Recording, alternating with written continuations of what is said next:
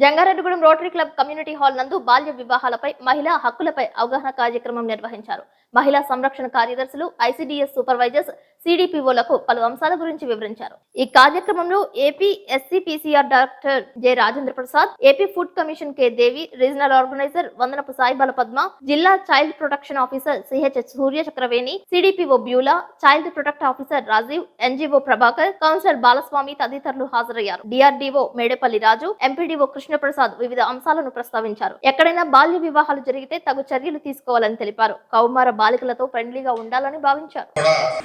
కాబట్టి నేను మీకు ఇచ్చేటటువంటి సూచన ఏంటంటే, మిమ్మల్ని వేరే డిపార్ట్మెంట్ వాళ్ళు, ఐసీడీఎస్ డిపార్ట్మెంట్ లేకపోతే ఇంకొకరు పిలిస్తే మీరు వెళ్ళడం కాకుండా, మీరు ఆల్మోస్ట్ ఆల్ ఆ విలేజ్ లో పనిచేస్తున్నప్పుడు మీకు దగ్గరలో ఉన్నటువంటి ఆ ఏజ్ గ్రూప్ పిల్లలు వాళ్ళతోటి మీరు మంచి ఫ్రెండ్లీ అట్మాస్ఫియర్ మెయింటైన్ చేయాలి. రిలేషన్ మెయింటైన్ చదువుకునేటటువంటి 10th క్లాస్ చదివే అమ్మాయిలు కానీ, ఇంటర్ చదివే అమ్మాయిలు, వాళ్ళతో మీరు ఫ్రెండ్లీగా ఉంటే ఎక్కడ ఏం జరుగుతుంది, ఎవరు చదువు మధ్యలో ఆపేసి వాళ్ళకి వివాహం చేయాలని అనుకుంటున్నారు, లేకపోతే ఎక్కడ పిల్లలు అట్రాక్షన్ లోనవుతున్నారు అనేది మీ దృష్టికి వస్తుంది.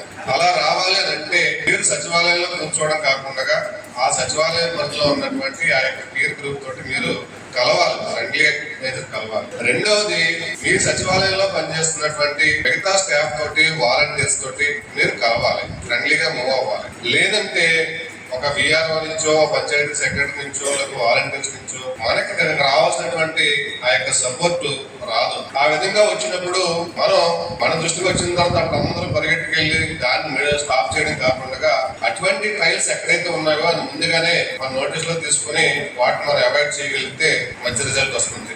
మీడియా మిత్రులకు నా హృదయపూర్వక కృతజ్ఞతలు. మరి రాజేంద్ర గారు మాట్లాడారు, అలాగే చక్రవేణి మేడం కూడా మాట్లాడారు. మనందరికీ తెలిసిన విషయమే అయినప్పటికీ వినే కొద్దీ ఏదో ఒక కొత్త విషయం మనల్ని తాకుతుందనమాట. ఎవరి నోటి నుంచి ఏ మాట వస్తుందో తెలియదు, కానీ ఆ మాట అనేది ఖచ్చితంగా పనిచేస్తూ ఉంటుంది. వాళ్ళంత తీవ్రతతో మాట్లాడుతున్నారు, అంత లోతుగా మాట్లాడుతున్నారు, అంత మనల్ని ఎలర్ట్ చేస్తూ మాట్లాడుతున్నారు, అంత సబ్జెక్టు మనకి చెప్తున్నారు అంటే వాళ్ళ దగ్గర అంత సబ్జెక్ట్ ఉందని ప్రదర్శించుకోవడానికి కాదు. అది మనం వినాలి, అది మనం తెలుసుకోవాలి, అది మనం నేర్చుకోవాలి, అది మనం మన స్థానాల్లో ఇంప్లిమెంట్ చేయడానికి ఉపయోగపడుతుంది అనే కాన్సెప్ట్ తో మరి ఎంత ఖర్చుకైనా వెనకాడకుండా ఇలాంటి కార్యక్రమాన్ని ఏర్పాటు చేసి మనందరినీ గ్యాదర్ చేసి, నాకే కనీసం ఒక 10 times ఫోన్ చేసి ఉంటారు.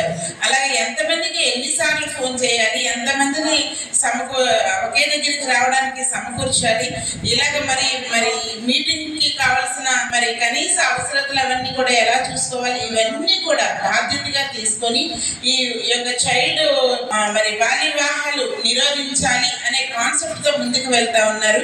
వాళ్ళకి ప్రత్యేకంగా నా కృతజ్ఞతలు, ధన్యవాదాలు తెలియజేస్తా ఉన్నాను.